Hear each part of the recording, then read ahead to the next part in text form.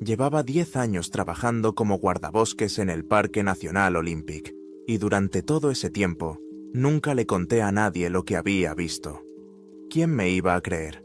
Mis compañeros habrían decidido que necesitaba una evaluación psiquiátrica. Mi familia se habría preocupado. Por eso mantuve la boca cerrada, hice mi trabajo e intenté convencerme de que todo lo que había visto era irreal. Pero sabía que no era así. Lo que ocurrió hace 3 meses me convenció definitivamente de ello. Todo comenzó como una operación de búsqueda y rescate habitual. Un niño de 10 años llamado Samuel Parker desapareció durante una excursión familiar cerca de Hurricane Ridge. Sus padres lo perdieron de vista cuando se adelantó por el sendero y tras peinar la zona durante varias horas, llamaron al servicio del parque en estado de pánico. Esto ocurre con más frecuencia de lo que la mayoría de los visitantes piensan. Los niños se desvían de los senderos señalizados y se pierden en el bosque. Por lo general, los encontrábamos asustados, pero ilesos, escondidos en un tronco hueco o sentados junto a un arroyo. Esa mañana me asignaron para trabajar en pareja con James Miller. Llevaba con nosotros solo unas 6 semanas. Era enérgico, seguía las instrucciones al pie de la letra y me miraba como si yo supiera las respuestas a todas las preguntas. Nos encargamos de la parte noreste de la zona de búsqueda. El bosque estaba lleno de abetos de Douglas y sugas occidentales. Los árboles que se alzaban sobre nuestras cabezas bloqueaban casi toda la luz, dejando el suelo del bosque lleno de sombras, a través de las cuales se colaban ocasionalmente algunos rayos de sol. ¿Has participado antes en la búsqueda de niños desaparecidos? Le pregunté a Miller mientras nos abríamos paso a través de una zona especialmente densa. No, señor, solo en simulacros. Bueno, quédese cerca. Los niños no siempre se guían por la lógica cuando se pierden. Pueden dar vueltas, volver sobre sus pasos, esconderse si están asustados. Miller asintió con la cabeza, con expresión concentrada. ¿Qué buscamos, además del niño? Pistas, ramas rotas, envoltorios de caramelos. Cualquier cosa que no encaje aquí. Caminamos durante unas 2 horas, gritando el nombre de Samuel y examinando el suelo en busca de señales de su paso. Nada parecía extraño hasta que Miller señaló hacia arriba, a través de un claro entre los árboles. Wilson, ¿qué es eso? Al principio no vi lo que señalaba. Entonces, una ligera brisa movió las ramas y lo vi. Un globo negro, perfectamente redondo y brillante, atado a la copa de un cedro joven a unos 50 metros delante de nosotros. Se quedó suspendido allí, inmóvil, cuando el viento amainó. «Esto no es normal», dije, mientras me dirigía hacia él. El globo no tenía ningún sentido. Estábamos a kilómetros de cualquier carretera o camping, en lo profundo de esa parte del parque a la que los visitantes rara vez se adentran. Incluso si algún turista lo hubiera soltado accidentalmente, las posibilidades de que se enganchara precisamente en ese árbol en medio de aquella espesa espesura eran muy escasas. Y, sin embargo, allí estaba. Quizás era el cumpleaños de un niño o algo así, sugirió Miller, pero se notaba la duda en su voz. Vamos a comprobarlo. Nos acercamos con cautela. La bola no se movió, ni siquiera cuando una ligera ráfaga de viento sacudió los árboles circundantes. Permaneció inmóvil, como si nos estuviera observando. Debajo de ella vi plantas aplastadas, señal de que alguien había pasado por allí recientemente. «Huellas», dije, arrodillándome. «De adultos, descalzos». Miller parecía desconcertado. «¿Descalzos aquí?» Asentí con la cabeza y me levanté. Las huellas se alejaban de la bola, adentrándose en el bosque. No eran de Samuel, eran demasiado grandes, pero estaban frescas y no habían aparecido allí por casualidad. «Sigámoslas, mantente alerta». Las huellas nos llevaron por un sendero sinuoso durante aproximadamente 1/4 de milla. Cuanto más nos adentrábamos, más silencioso se volvía el bosque. Los cantos de los pájaros y los ruidos de los pequeños animales desaparecieron, hasta que no oí nada más que nuestra respiración y el crujir de las hojas bajo nuestras botas. Entonces, Miller me agarró de la mano. «Escucha», susurró. Un gemido grave se extendió entre los árboles, algo entre el dolor y la desesperación. Humano sin duda, pero apenas reconocible. Aceleramos el paso, siguiendo tanto el sonido como las huellas, hasta que llegamos a un pequeño claro. En mis 10 años como guardabosques había visto muchas cosas: turistas con fracturas, víctimas de ataques de animales, incluso una vez encontré un cadáver. Nada me había preparado para lo que había en ese claro. En medio de la tierra desnuda yacía un hombre, acurrucado de lado. Estaba completamente desnudo. Su piel estaba cubierta de tanta sangre que parecía pintada. Temblaba y se retorcía. Sus extremidades se sacudían convulsivamente, como si intentara escapar de sí mismo. Apretaba contra su pecho una pequeña mano infantil, cortada por el hombro. «Dios mío», susurró Miller, palideciendo. Mi entrenamiento funcionó, incluso mientras mi cerebro intentaba asimilar lo que veía. Encendí la radio. «Central, aquí el guardabosques Wilson. Necesito asistencia médica y policial urgentemente en mis coordenadas GPS. Se ha encontrado a un hombre adulto herido y hay indicios de violencia contra un menor, posiblemente asesinato. Reciba». La central respondió, pero apenas la oí. Me acerqué lentamente al hombre, indicándole a Miller, con un gesto que se quedara atrás. «Señor, soy guardabosques. Vamos a ayudarle. ¿Puede decirme su nombre?» Los ojos del hombre se volvieron hacia mí, inyectados en sangre y desenfocados. Abría y cerraba la boca repetidamente, pero no le salían las palabras. Solo un chasquido húmedo. Me acerqué más, tratando de encontrar de dónde venía la sangre. Estaba cubierto de ella, pero no veía ninguna herida. La sangre no era suya. Era la sangre de un niño. La mano cortada era pequeña, demasiado pequeña. La piel era suave, como la de un niño. Noté una pulsera trenzada de color rojo y azul en su muñeca. En el informe sobre el niño desaparecido, se decía que Samuel llevaba una pulsera de la amistad que le había hecho su hermana. Me obligué a mirar al hombre más detenidamente. No tenía documentos, nada que pudiera indicar quién era o de dónde venía. De repente, sus ojos se fijaron en los míos y su boca se torció en algo que no se podía llamar una sonrisa. «Escalera», susurró con voz seca y chirriante. «Escalera». «¿Qué escalera? ¿Dónde está el niño? ¿Dónde está Samuel?», pregunté, tratando de hablar con calma. «Escalera», repetía una y otra vez, nada más. Los paramédicos llegaron en 20 minutos. Emily Howard y Thomas Reed, ambos expertos en accidentes en zonas remotas. Se acercaron con profesionalidad, pero pude ver la conmoción en sus rostros cuando evaluaron la situación. «¿La mano?», preguntó Emily en voz baja mientras preparaba la camilla. «Pertenece al niño desaparecido que estamos buscando», confirmé. «Un niño de 10 años. No hay rastro del resto del cuerpo». Emily asintió con tristeza y se arrodilló junto al hombre, que había dejado de temblar, pero seguía murmurando su mantra sobre la escalera. Ella comprobó sus signos vitales mientras Thomas preparaba un sedante. «Señor, voy a comprobar sus pupilas», dijo ella, inclinándose sobre él con una linterna de mano. Todo sucedió muy rápido. La mano del hombre se lanzó bruscamente hacia adelante. Agarró a Emily por la muñeca, la atrajo hacia él y le hincó los dientes en la parte carnosa de la palma de la mano, entre el pulgar y el índice. Emily gritó, más por la sorpresa que por el dolor. Thomas y yo la apartamos, mientras Miller sujetaba los hombros del hombre contra el suelo. La sangre brotó de la mano de Emily, mezclándose con las capas secas que ya cubrían al hombre. «Llevó al niño a la escalera», dijo el hombre con claridad. Su voz cambió de repente, se volvió más grave, casi normal.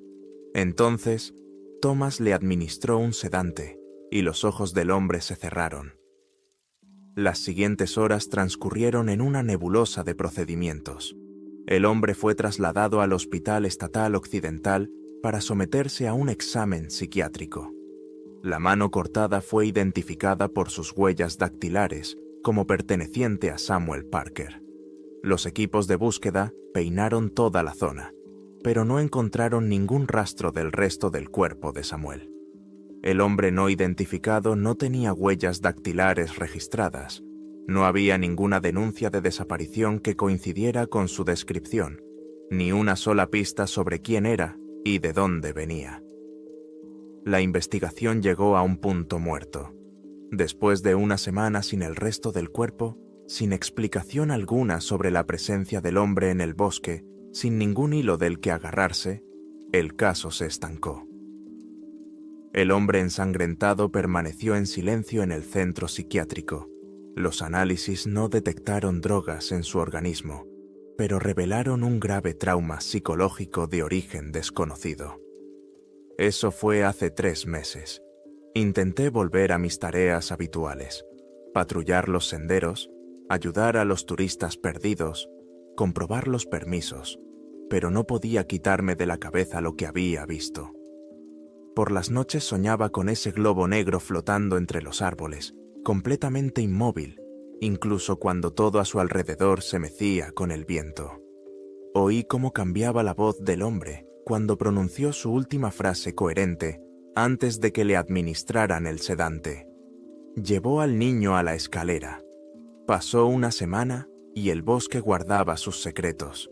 Intenté concentrarme en mis tareas habituales, pero mi mente volvía constantemente a aquel claro, al hombre ensangrentado, a la mano cortada de Samuel Parker. Ya no dormía por las noches.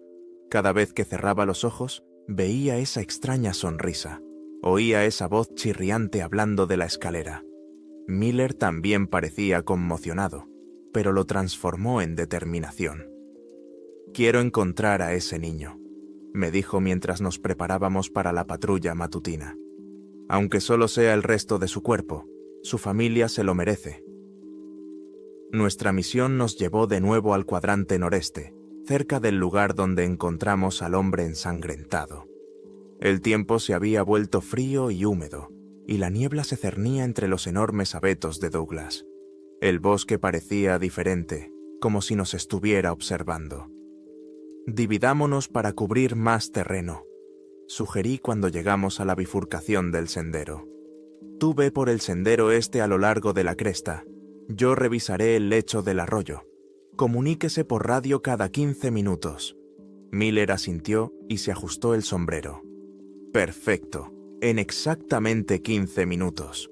Lo vi alejarse hasta que la niebla y los árboles lo ocultaron. La primera comunicación se produjo justo a tiempo.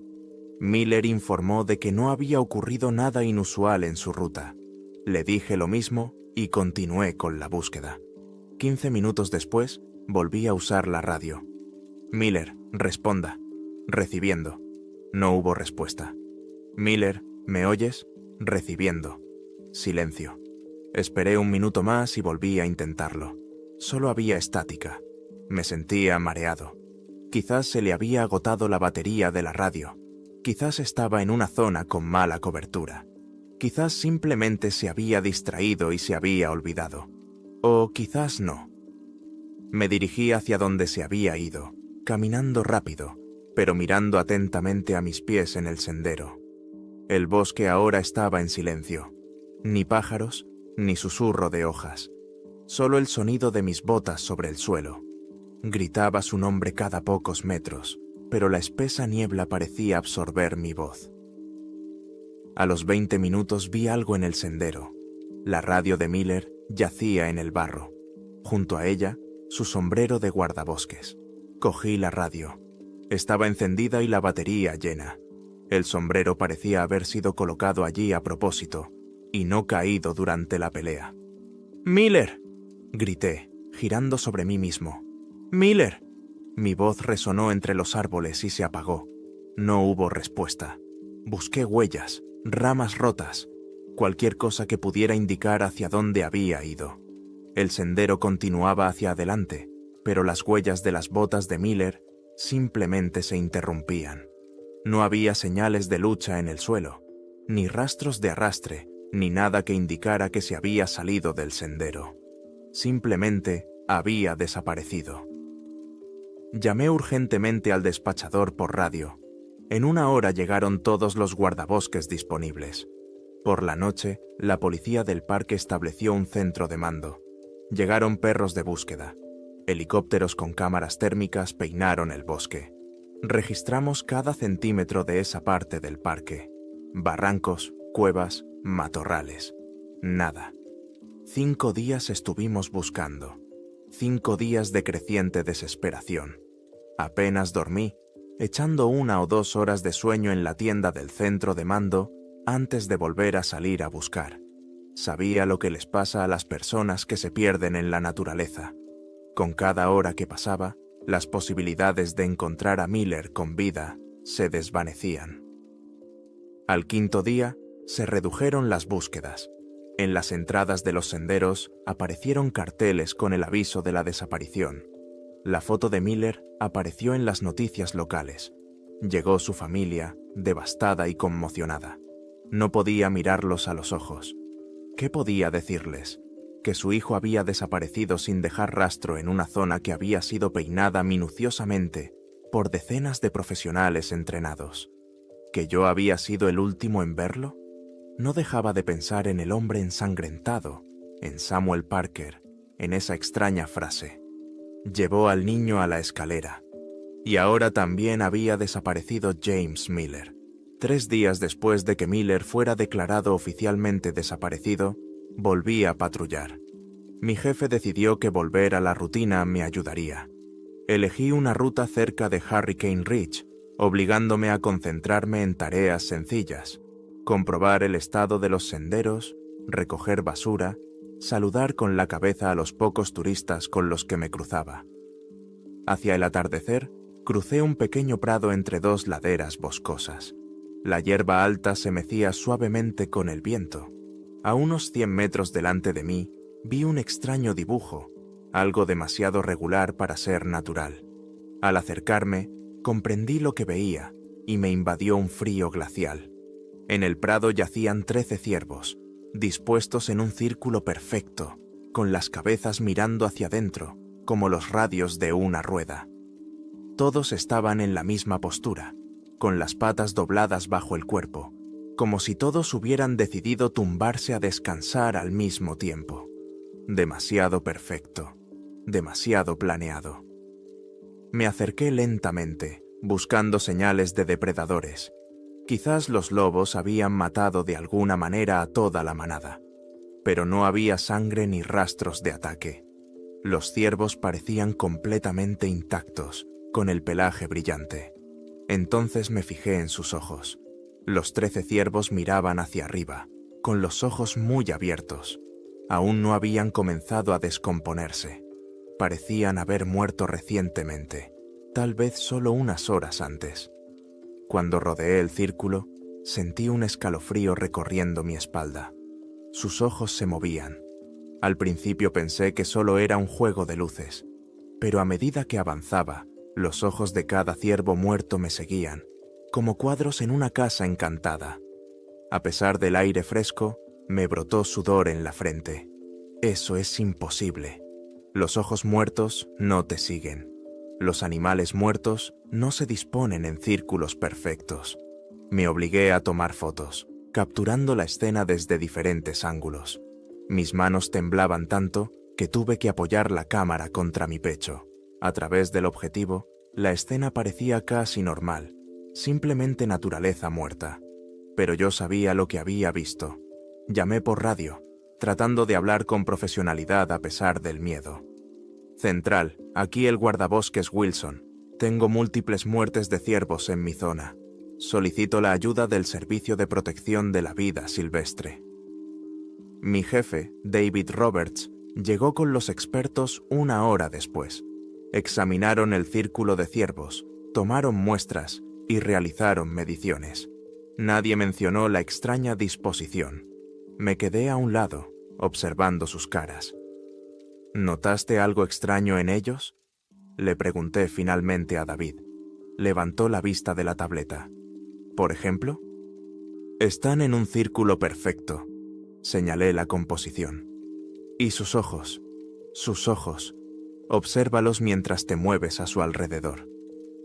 David parecía descontento, pero rodeó lentamente el perímetro. Observé su rostro, esperando el momento del reconocimiento, el shock, cuando se diera cuenta de que los ojos muertos lo estaban observando. Pero su expresión permaneció neutral. No estoy seguro de lo que tengo que ver, Wilson, dijo. Me acerqué a uno de los ciervos y me senté a su lado. Sus ojos me miraban, aún brillantes, no turbios como los de un muerto. ¿No lo ves? Siguen el movimiento. Todos ellos. David me puso la mano en el hombro. Oye, has pasado por muchas cosas últimamente. Primero el chico Parker, luego Miller. ¿Quizás deberías tomarte unas vacaciones? Sé lo que veo, respondí con más brusquedad de la que quería. Esto no es natural. Aquí hay algo que no cuadra. Los expertos no encontraron ninguna causa aparente de muerte, ni heridas, ni signos de veneno, ni indicios de enfermedad. Cargaron los ciervos en sus camiones para llevarlos al laboratorio para su análisis. Los vi alejarse, sintiendo que las pruebas importantes desaparecían ante mis ojos. Los resultados de las pruebas llegaron 3 días después y no eran concluyentes. Las 13 ciervas eran hembras adultas sanas que simplemente habían dejado de vivir. Todas al mismo tiempo, todas en el mismo lugar, todas en la misma postura. La ciencia no tenía una explicación. Esa noche soñé con ese prado. El círculo de ciervos seguía allí, seguía siendo perfecto, seguía mirando. Pero ahora, en el centro, estaba James Miller. Tenía el mismo aspecto que la última vez que nos vimos, excepto por los ojos. Eran como los de los ciervos, muy abiertos, sin parpadear, siguiéndome con la mirada mientras me acercaba. «No toques la escalera», susurró. Intenté preguntarle qué quería decir, dónde estaba, qué había pasado, pero no pude articular ni un sonido. Los ciervos comenzaron a levantarse, todavía en posturas antinaturales, con las patas dobladas debajo de ellos. Flotaban como globos, sin apartar los ojos de mí. Miller también flotaba, con las piernas separadas del suelo. «No toques la escalera», repitió, con la voz cada vez más apagada a medida que se elevaba. «Está jugando con nosotros. No toques la escalera». Me desperté jadeando, las sábanas empapadas de sudor.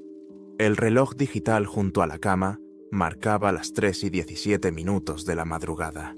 Un hombre ensangrentado en el bosque. La escalera. Miller en mi sueño. «No toques la escalera». Me senté en la oscuridad, escuchando mi respiración entrecortada. ¿Me estaba volviendo loco? ¿Alucinaciones causadas por el trauma? ¿O estaba sucediendo algo imposible en el bosque en el que había trabajado durante 10 años? No sabía qué respuesta me asustaba más. Había pasado un mes desde la desaparición de Miller.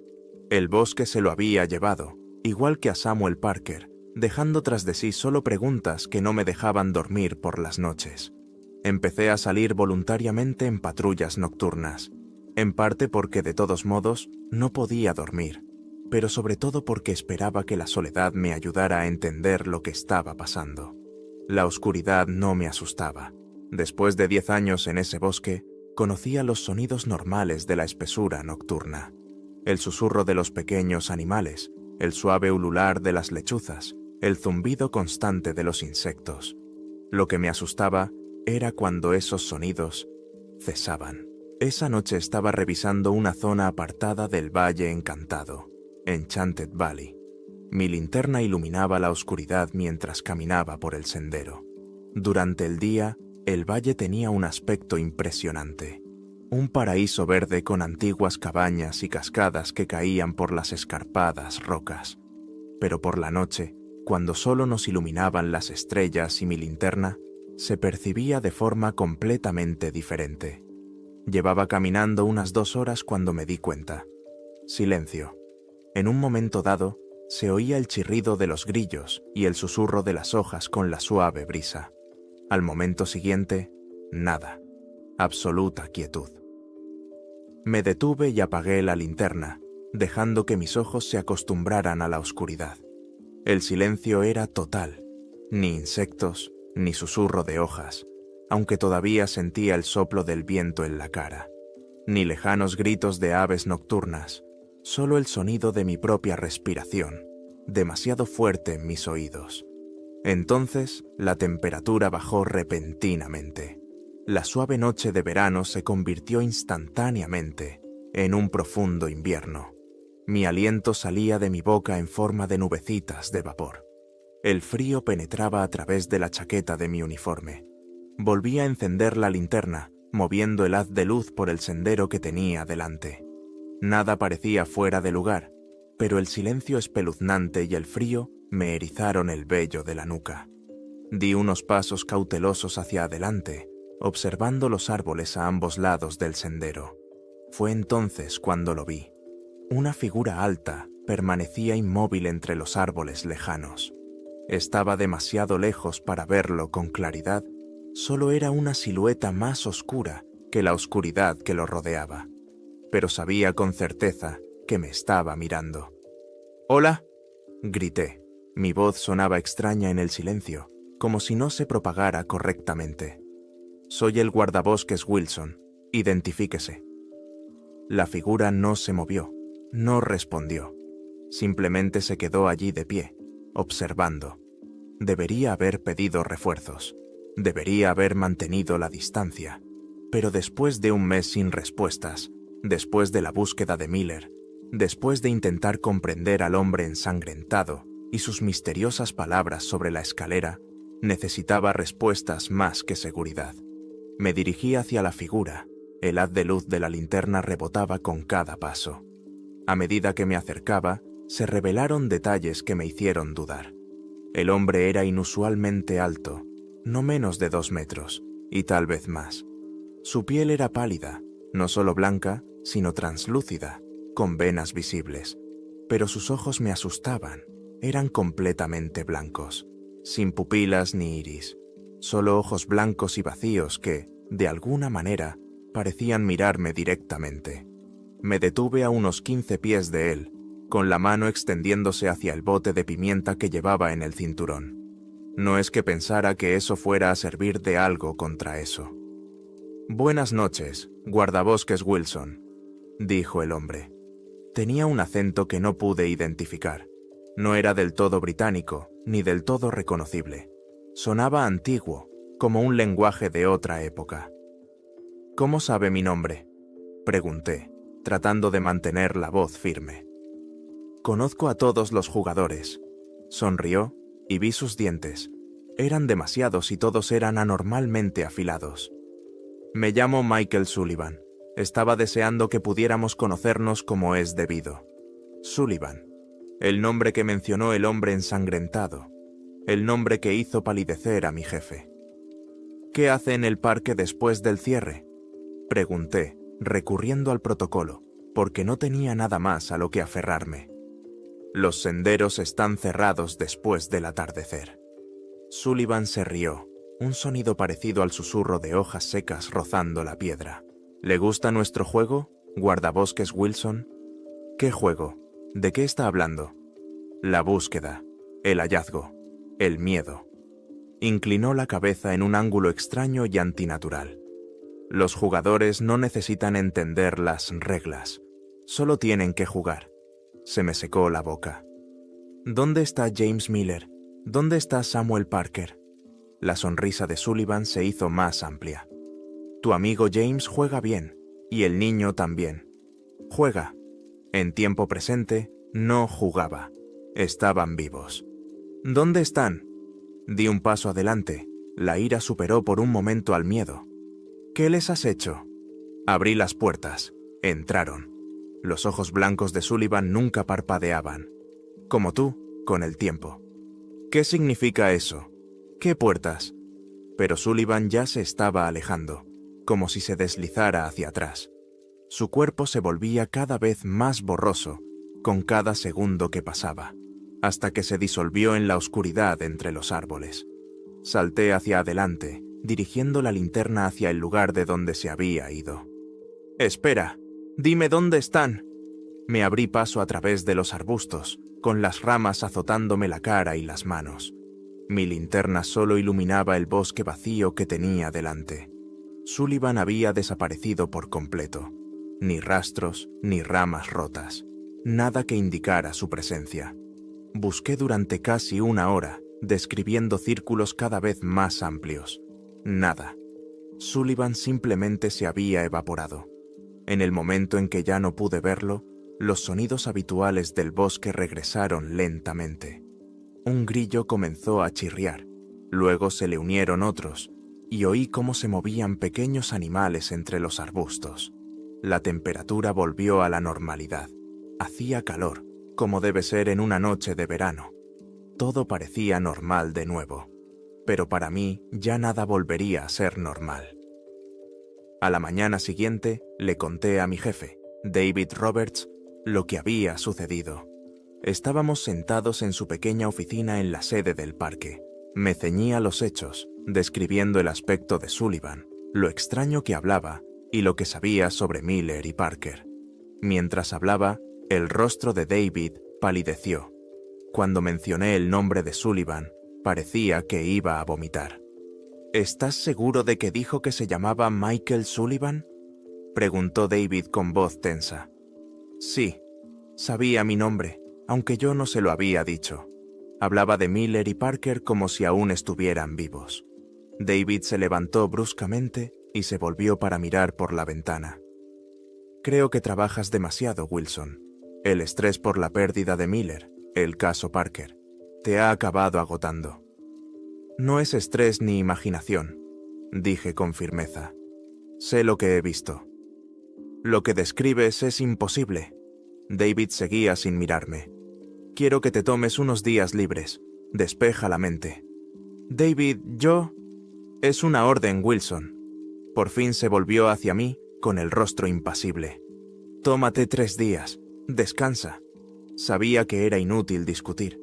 Asentí rápidamente y salí de su despacho sintiéndome muy decepcionado. David sabía algo. Su reacción al oír el nombre de Sullivan había sido demasiado fuerte, demasiado inmediata, como para que no supiera nada. No me tomé 3 días de vacaciones. A la mañana siguiente, fui a trabajar como si nuestra conversación no hubiera tenido lugar. David parecía molesto cuando me vio, pero no me mandó a casa. Ambos fingimos que todo estaba bien. 3 días después, estaba rellenando informes en la estación de guardabosques cuando oí voces en la sala de descanso. Reconocí a Jack Thompson y Mark Reeves, 2 guardabosques veteranos que llevaban más tiempo que yo en el servicio de parques. «El tercero este año», dijo Jack, con voz baja pero tensa. «Primero Parker, luego Miller y ahora Sullivan ha vuelto. Está pasando otra vez». «Habla más bajo», susurró Mark. «Sabes que no debemos hablar de esto. Alguien tiene que avisar a los nuevos guardabosques.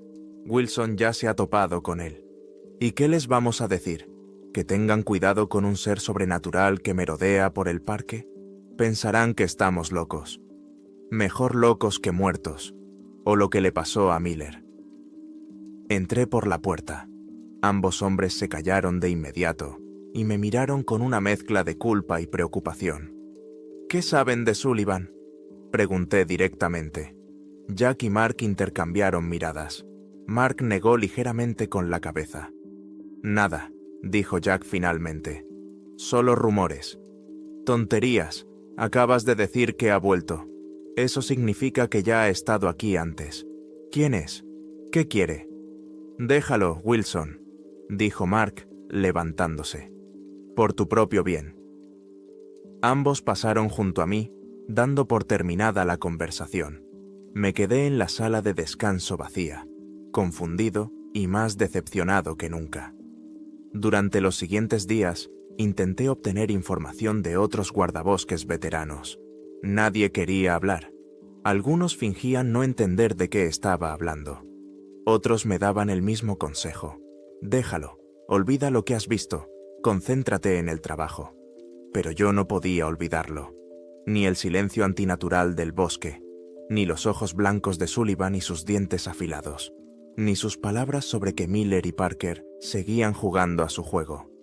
Fuera lo que estaba pasando en el Parque Nacional Olympic, iba más allá de turistas desaparecidos o comportamientos extraños de los animales.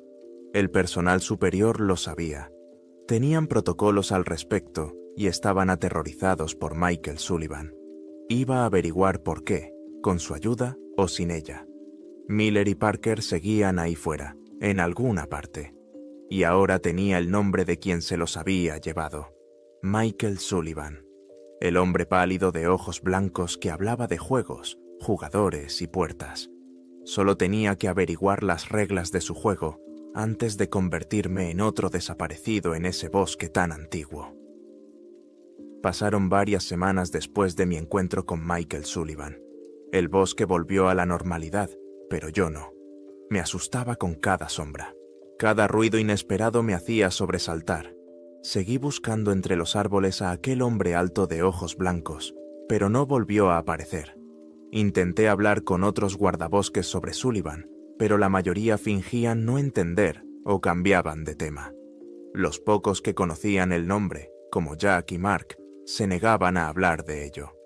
Eso me dijo todo lo que necesitaba saber. La niebla matinal aún se cernía baja cuando caminaba entre los viejos árboles cerca del río Elba. Este lugar no aparecía en los mapas turísticos. Estaba demasiado lejos y era demasiado salvaje para los turistas habituales. Ideal para alguien que quisiera esconder algo. Caminé durante unas 2 horas hasta que me topé con un pequeño claro que nunca había visto antes. Lo que encontré allí me hizo detenerme en seco. 4 personas estaban sentadas alrededor de una mesa de picnic de madera en el centro del claro. A primera vista, parecían turistas normales descansando durante una parada. 3 hombres y una mujer vestidos con ropa de montaña jugaban a las cartas, con latas de cerveza a su lado. Pero había algo raro en esa escena. Estaban demasiado quietos, demasiado callados. Ninguno de ellos levantó la cabeza cuando me acerqué. «¿Hola?», llamé, buscando mi radio. No obtuve respuesta. Me acerqué más, con las botas crujiendo sobre las hojas caídas. El grupo seguía sin reaccionar. Cuando estaba a unos 10 pies, comprendí por qué. No eran personas vivas. Eran maniquíes. No, esa no es la palabra adecuada. Esas figuras eran demasiado detalladas, demasiado perfectas. Su piel tenía poros, arrugas e incluso venas apenas visibles bajo la superficie. Uno de los hombres tenía barba, que parecía tan real que daba la sensación de que podía arañar. La mujer tenía una pequeña cicatriz sobre la ceja. Lo más espeluznante eran sus ojos, vidriosos, pero de alguna manera conscientes, como los de los muñecos disecados. Di lentamente la vuelta a la mesa. Cada uno sostenía cartas de juego, mostrando una partida inconclusa. Sus latas de cerveza estaban colocadas como si fueran a dar un sorbo, una inclinada hacia los labios rígidos del maniquí. Llevaban ropa de montaña cara, chaquetas North Face, botas Merrell, relojes caros. Todo en ellos parecía real, excepto su absoluta inmovilidad. Saqué el teléfono y empecé a hacer fotos. Primeros planos de sus caras, sus manos, las cartas que sostenían. Planos generales de toda la escena. Incluso grabé un breve vídeo, comentando lo que veía con una voz que sonaba más tranquila de lo que me sentía. 4 figuras dispuestas alrededor de una mesa de picnic. El material es desconocido, pero extremadamente realista. No se ven marcas identificativas ni etiquetas. La escena parece estar escenificada para parecerse a un descanso de turistas. Extendí la mano, dudando antes de tocar el hombro de la figura más cercana. Al tacto parecía piel, cálida y ligeramente blanda cuando la presioné. Rápidamente retiré la mano y me la limpié en los pantalones. No eran maniquíes. No sabía qué eran, pero no eran objetos de exposición ni obras de arte. Ningún fabricante podría crear algo tan realista. ¿Y quién llevaría 4 figuras de tamaño real a kilómetros de distancia, en medio de la nada, solo para colocarlas alrededor de una mesa? Llamé a la sede por radio y les informé del hallazgo de forma sencilla y directa. Aquí el guardabosques Wilson. He encontrado algo inusual en mi zona. 4 figuras realistas colocadas alrededor de una mesa de picnic. Solicito la ayuda de los forenses. El operador me preguntó si había encontrado restos humanos. No supe qué responder. No hay restos, pero necesito que alguien lo vea. Di mis coordenadas y me informaron de que un especialista se reuniría conmigo en la estación de guardabosques en 2 horas. Tendría que llevarlos de vuelta al lugar. Dediqué otros 30 minutos a documentar todo lo relacionado con la escena. Medí la mesa, anoté la posición de las latas de cerveza e incluso anoté qué cartas tenía cada jugador. La mujer tenía un full. El hombre frente a ella estaba faroleando con una pareja de doses. Antes de irme, coloqué pequeños marcadores en el borde del claro para poder encontrarlo fácilmente de nuevo. Eché un último vistazo a los jugadores de cartas inmóviles y me dirigí de vuelta a la estación. El criminalista que me recibió fue Peterson. Habló poco mientras volvíamos al lugar, solo asintiendo de vez en cuando le describía lo que había encontrado. Su imperturbabilidad me ponía nervioso. ¿Ha visto algo así antes?, le pregunté cuando aparcamos al principio del sendero. Peterson revisó su bolsa de equipo antes de responder. Llevo 27 años trabajando en este parque. He visto muchas cosas. No era una respuesta muy satisfactoria, pero ya me estaba acostumbrando. El camino de vuelta nos llevó más tiempo, ya que Peterson no tenía prisa. Caminaba con cuidado, sin apresurarse, deteniéndose de vez en cuando para recuperar el aliento. Durante todo ese tiempo, pensé en las figuras sentadas a la mesa, preguntándome si se habrían movido o cambiado desde que las dejé. Cuando finalmente llegamos al claro, me detuve en el borde, desconcertado. La mesa de picnic seguía allí. Las latas de cerveza seguían allí, colocadas exactamente como las había documentado. Las cartas estaban esparcidas por la superficie de la mesa, las mismas manos que había señalado antes, pero las figuras habían desaparecido. «No puede ser», dije, corriendo hacia la mesa. Estaban aquí mismo, 4 de ellos sentados a la mesa. Peterson no parecía sorprendido. Se puso unos guantes de látex y empezó a examinar las latas de cerveza. «Estaban aquí mismo», repetí, sacando mi teléfono. «Mire, tengo fotos». Abrí mi galería de fotos y me quedé paralizado. Las fotos estaban allí. El claro, la mesa de picnic, las latas de cerveza, las cartas. Pero en todas las fotos la mesa estaba vacía. No había figuras, ni maniquíes increíblemente realistas jugando al póker en medio de la nada. «Esto no está bien», dije, pasando frenéticamente las imágenes. Estaban aquí. Toqué una de ellas. Estaba caliente. Peterson recogía las latas de cerveza en bolsas para pruebas, marcando cuidadosamente cada una de ellas. «No parece sorprendido», dije, observando su trabajo. Me miró brevemente. «Como ya he dicho, llevo aquí mucho tiempo». «¿Entonces ha visto algo así antes? Cosas que aparecen y desaparecen. Cosas que no se ven en las fotos». Peterson selló la bolsa de pruebas antes de responder. «Hoy solo estamos recogiendo pruebas materiales, guardabosques Wilson. Ese es mi trabajo». Trabajaba metódicamente, recogiendo las cartas, tomando muestras de la superficie de la mesa, fotografiando el lugar. Yo me quedé a un lado, sintiendo una creciente frustración. Las pruebas de lo que había visto estaban desapareciendo literalmente ante mis ojos, y la única persona que podía tener las respuestas evitaba deliberadamente mis preguntas. Cuando terminamos, Peterson tenía toda una colección de bolsas con objetos, latas de cerveza, naipes, muestras de madera de la mesa, tierra de alrededor, pruebas físicas de que allí había algo, pero nada que demostrara lo que yo había visto. «¿Qué pasará con todo esto?», pregunté mientras volvíamos. «Análisis estándar, redactaré un informe». «¿Y después?».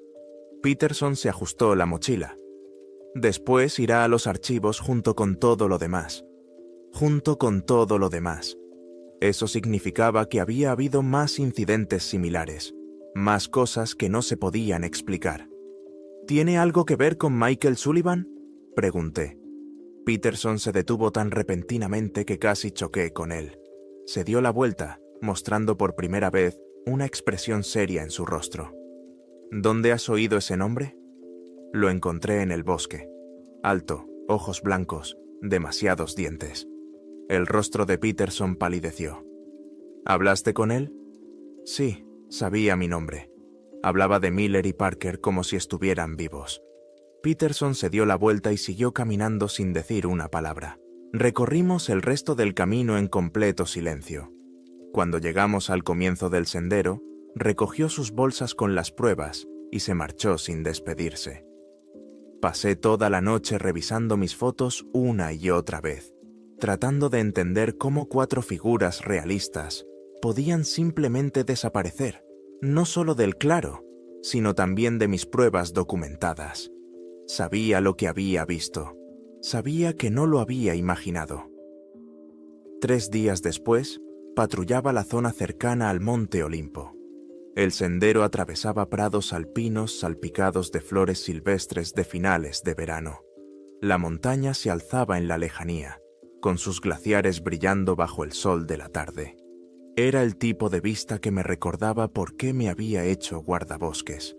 Estaba revisando un campamento en medio de la nada cuando vi un sendero de animales que llevaba a un bosquecillo de pinos subalpinos. Algo me llamó la atención, tal vez la forma en que la luz se filtraba a través de las ramas, o tal vez algún movimiento en el extremo de mi campo de visión. Seguí el estrecho sendero, apartando las ramas que colgaban bajas. Los árboles se hacían más densos a medida que avanzaba, bloqueando cada vez más la luz del sol, hasta que me encontré en unas sombras teñidas de verde. El aire aquí era más fresco, más húmedo. Entonces los árboles se abrieron a otro pequeño claro, y lo vi. Una escalera. Simplemente estaba allí, en medio del bosque. No había ningún edificio cerca, ni ninguna estructura a su alrededor, solo una vieja y desgastada escalera de madera con barandillas talladas, que parecía más propia de una antigua mansión que de la naturaleza salvaje.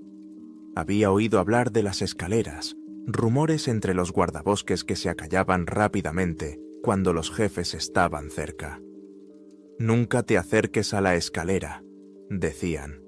«Nunca la toques, nunca subas por ella». Ahora entendía por qué el hombre ensangrentado repetía «escalera» como un mantra. Por qué Miller, en mi sueño, me advertía que no la tocara.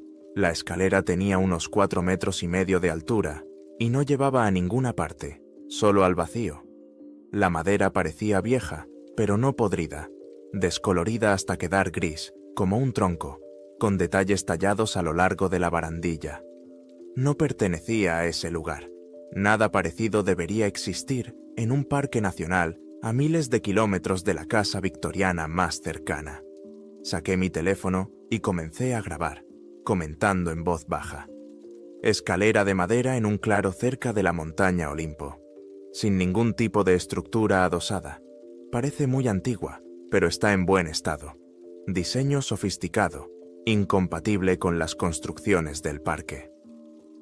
La rodeé lentamente, manteniendo la distancia. A diferencia de los maniquíes, la escalera proyectaba una sombra sobre el suelo del bosque. Era un objeto físico real, no una ilusión ni una alucinación. Quería marcharme. Debería haber pedido ayuda o alejarme de esa construcción imposible. Pero algo me retenía. Sentí que debía subir por esa escalera y ver qué había arriba. Me acerqué, paso a paso. El aire alrededor de la escalera se sentía diferente, más pesado, lleno de algo que no podía explicar. Mi radio comenzó a emitir ruidos estáticos a medida que me acercaba, lo que me hizo estremecer. Me detuve en el último escalón, mirando hacia arriba. 13 escalones que no llevaban a ninguna parte. La textura de la madera tenía unos extraños dibujos que, al mirarlos fijamente, parecían rostros. Antes de que pudiera cambiar de opinión, puse un pie en el primer escalón. Inmediatamente sentí una presión en todo el cuerpo, como si intentara caminar contra un fuerte viento. Me costaba respirar. Mi visión se oscureció por los bordes.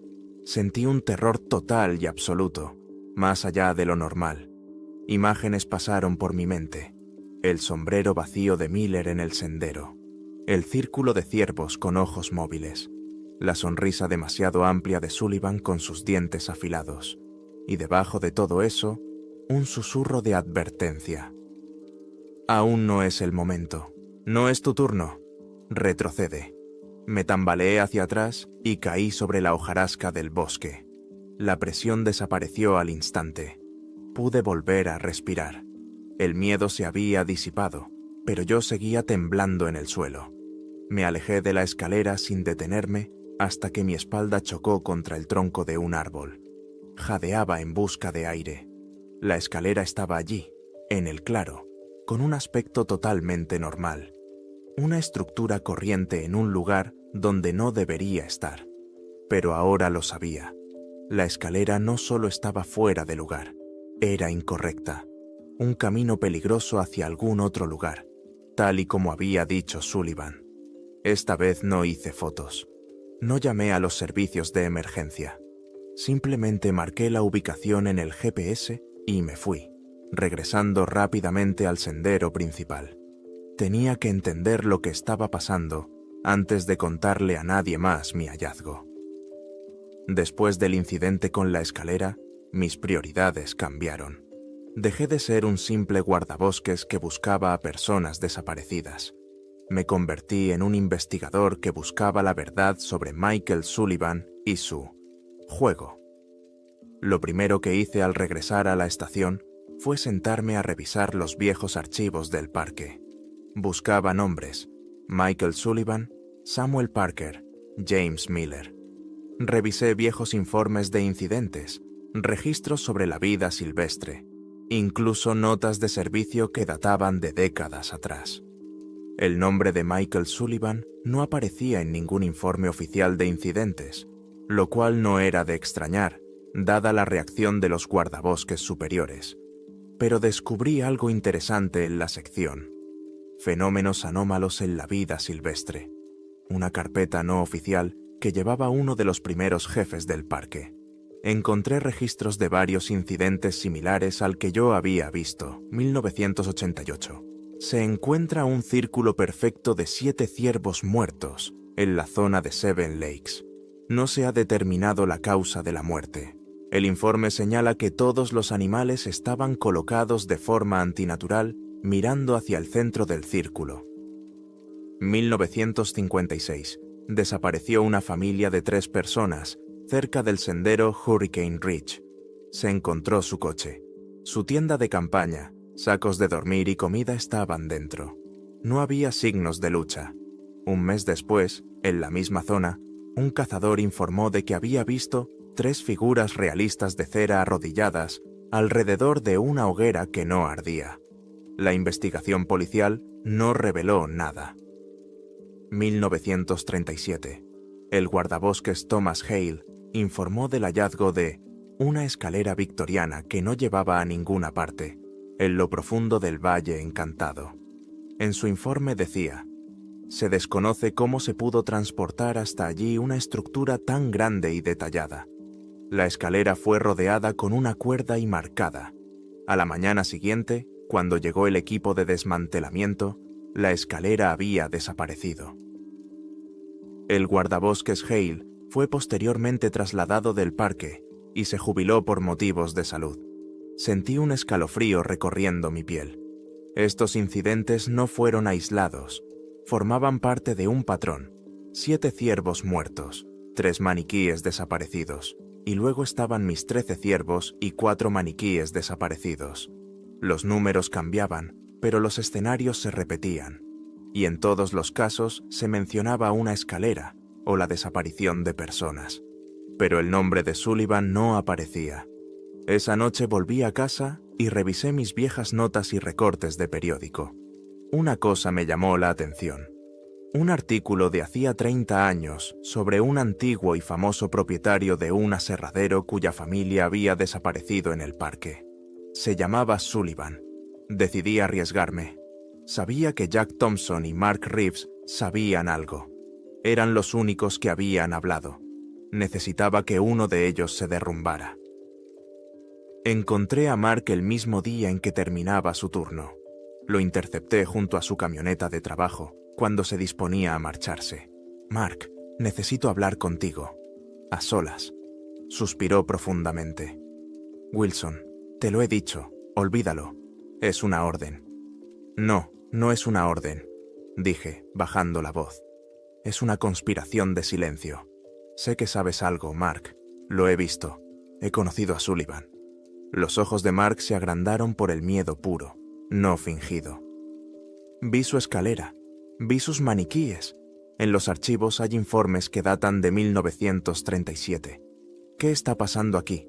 ¿Y por qué fingimos que no pasa nada?» Mark me miró, luego miró su camión, luego miró a su alrededor para asegurarse de que no había nadie. «Está bien, pero no aquí. Nos vemos en 2 horas en la taberna Tom el Sombrío, en Port Angeles. Y no se lo digas a nadie. A nadie». 2 horas más tarde, estaba sentado en un rincón oscuro del bar, con Mark frente a mí. Tenía un vaso de whisky que sostenía con ambas manos. «Me despedirán si alguien se entera de que te he contado esto», susurró Mark. «Pero ya estás demasiado metido en esto. Y tienes razón. Está volviendo a pasar». «¿Qué está? ¿Quién es Michael Sullivan?» «Michael Sullivan no es un turista, Wilson. Es el nombre que usamos para referirnos a él sin nombrarlo. Se remonta a una historia de hace 50 años. La familia Sullivan, que desapareció en el valle. Es solo un seudónimo». «Entonces, ¿quién es él?» Mark dio un gran trago de whisky. «Él es el guardián, o el titiritero. Los mayores lo llamamos el anti-ranger. No es un ser humano. Es parte del parque». «¿Parte del parque? ¿Qué significa eso?» «Este bosque es muy antiguo, Wilson. Trabajamos en la superficie, en los mapas, en los senderos. Pero hay otro nivel, lo que hay debajo de todo esto. Una cosa antigua a la que no le gusta que la molesten. Le gusta jugar». «Jugar», repetí. Como él dijo. «Su juego es la desaparición. Se lleva a las personas que están demasiado adentradas en el bosque o que llevan demasiado tiempo trabajando aquí. A aquellos que se encuentran en la frontera entre la civilización y la naturaleza salvaje. Los lleva y los convierte en sus exhibiciones».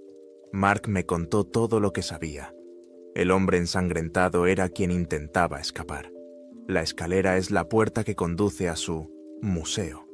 Los maniquíes que vi son los desaparecidos. Personas a las que él convirtió en figuras perfectas y eternas para que se sentaran y jugaran a sus juegos. «En cuanto a Samuel Parker», dijo Mark con voz casi inaudible, «él se lo llevó. Solo quería una parte de tu amigo para llamar tu atención, para convertirte en un jugador». «James Miller, ¿es uno de los exposiciones?» «Probablemente. Cuando el anti-ranger se lleva a alguien de nuestro equipo, lo hace para demostrar que ni siquiera nosotros, que conocemos sus reglas, estamos a salvo». «¿Y qué hay arriba, en la escalera?» Mark me miró a los ojos, y sus ojos estaban llenos de auténtico horror. «No lo sabemos, pero, según los rumores, es su exposición, el lugar donde guarda todas sus exposiciones, en perfecto estado, intactas, congeladas para siempre en el tiempo». «¿Has visto los maniquíes, Wilson? Ese es James, ese es Parker. Esos son los otros Rangers que han desaparecido en los últimos 80 años. Mi corazón latía con fuerza en mi pecho. Todo era real. El anti-ranger, las exposiciones, la desaparición, la escalera. «¿Por qué no me avisasteis? ¿Por qué David ordenó guardar silencio?» «El protocolo», respondió Mark. «Nos enseñaron que si alguien de nuestro equipo empieza a hablar de él, se convierte en el siguiente. Te consideran traumatizado, Wilson, porque si las autoridades reconocen su existencia, tendrán que cerrar un tercio del parque. Y eso no lo permitirán ni el Servicio de Parques Nacionales ni los políticos. Por eso fingimos que no existe. Encontré la escalera, Mark, ayer. Toqué el primer escalón. Mark palideció. Miró rápidamente a su alrededor, con los ojos frenéticos. «Vete de aquí, rápido. Te acabas de convertir en un objetivo. No puedo irme. Tengo que encontrar a Miller. Y tengo que detenerlo. No puedes detenerlo». Mark dio un puñetazo en la mesa, haciendo que la botella saltara. «Él es parte del parque. La única forma de ganar es marcharse para siempre. Ya te has convertido en jugador. Ahora tienes que abandonar el juego». Negué con la cabeza. «No. Si Miller y Parker están ahí fuera, tengo que encontrarlos. Y si la escalera es la puerta de entrada a su museo, iré allí». «Morirás», susurró Mark, «y te convertirás en otra de sus piezas de exposición, Wilson». Otro Ranger perfectamente inmovilizado para su colección. Lo ignoré, me levanté y me dirigí hacia la salida. A la mañana siguiente estaba en mi turno. Pasé 2 horas en la biblioteca del parque leyendo sobre antiguas leyendas indias. Y me topé con una. La historia de los Quileutes sobre el que cambia de forma. Un ser pálido que vive en los árboles más antiguos. Él se lleva a las personas y las congela por siglos para que sean testigos mudos de su poder. La leyenda decía que él se podía encontrar en el sendero a ninguna parte, un pasadizo tallado en madera. Todo encajaba. Michael Sullivan, el anti-ranger, el que cambia de forma.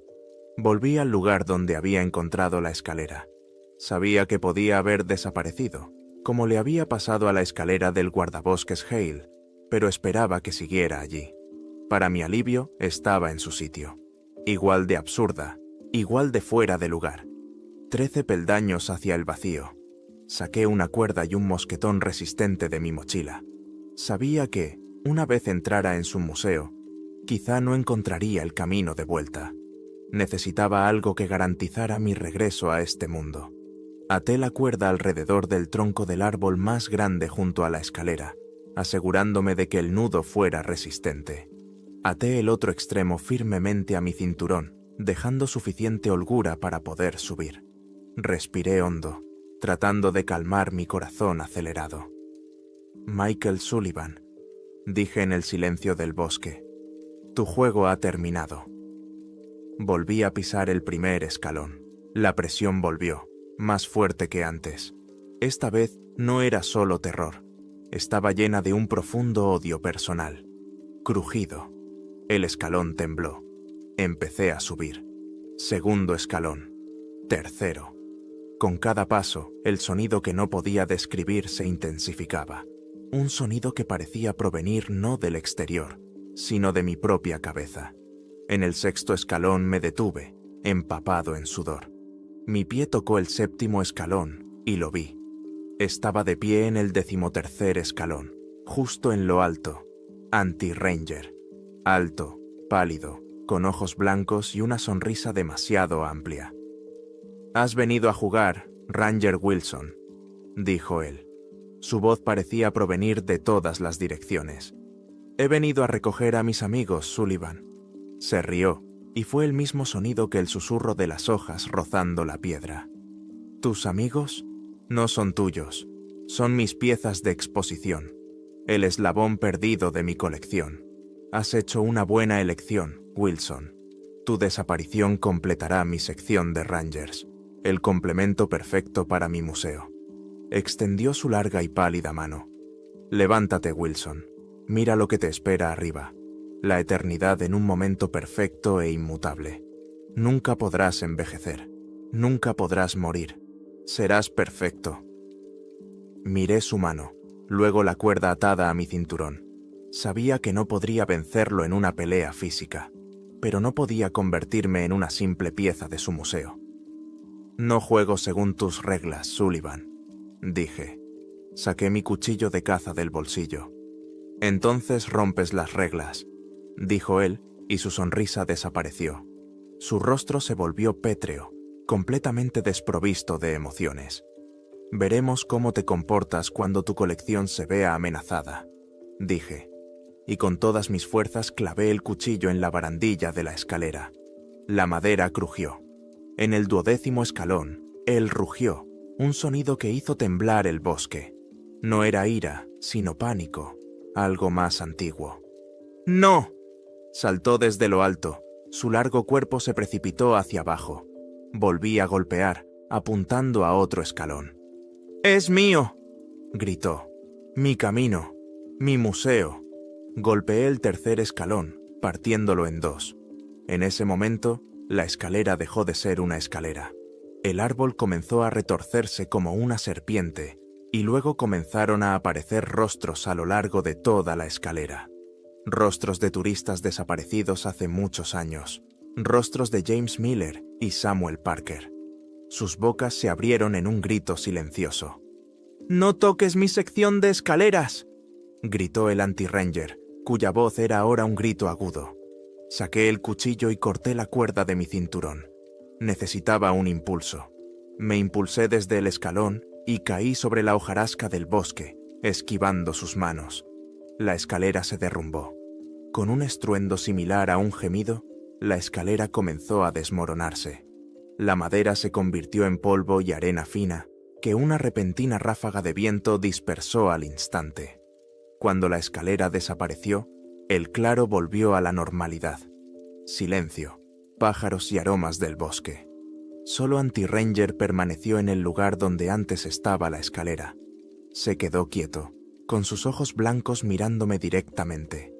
Por primera vez, no había sonrisa en su rostro. Solo había una furia pura y ancestral. «Lo has roto», susurró. «Lo has destrozado. No puedes detenerme. Ahora me perteneces. Tu lugar te espera». Dio un paso hacia mí. Me puse de pie de un salto. Sabía que no tenía ninguna posibilidad. La escalera había desaparecido, pero él seguía allí. «Tu museo está aquí, Sullivan», dije, señalando el bosque. «Este lugar se rige por sus reglas, no por las tuyas». No respondió. Simplemente comenzó a acercarse, moviéndose con demasiada rapidez, con demasiada fluidez. Comprendí que iba a convertirme en su última y perfecta pieza de exposición. «El juego ha terminado», dije. Eché a correr. No pensaba en nada más que en una cosa: mantenerme alejado del anti-ranger. Me perseguía. Oía sus pasos, no el crujir de las botas, sino el golpeteo de los pies descalzos sobre el suelo del bosque, similar al sonido de la arcilla húmeda que me hizo estremecer. El sonido no era fuerte, pero era inevitable. Me estaba alcanzando.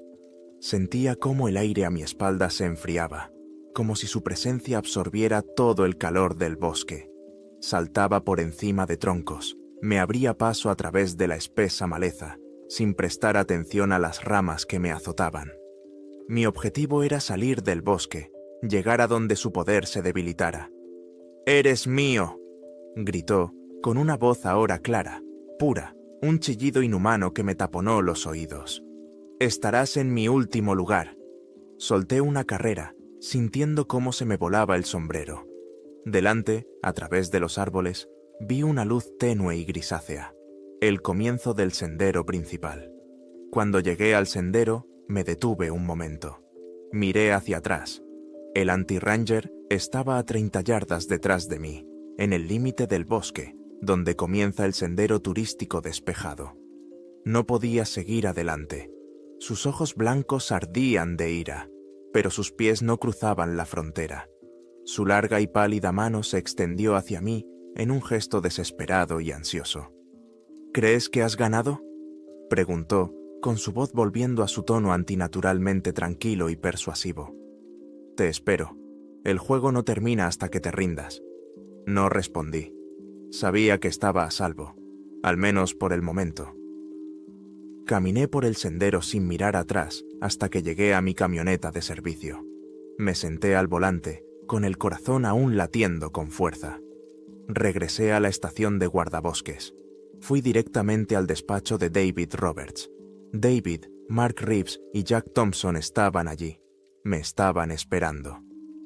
«Wilson», comenzó David, con el rostro impasible. Has desobedecido una orden. Has salido solo al servicio. Has abandonado la zona de patrulla. Lo vi, dije, y destruí su escalera.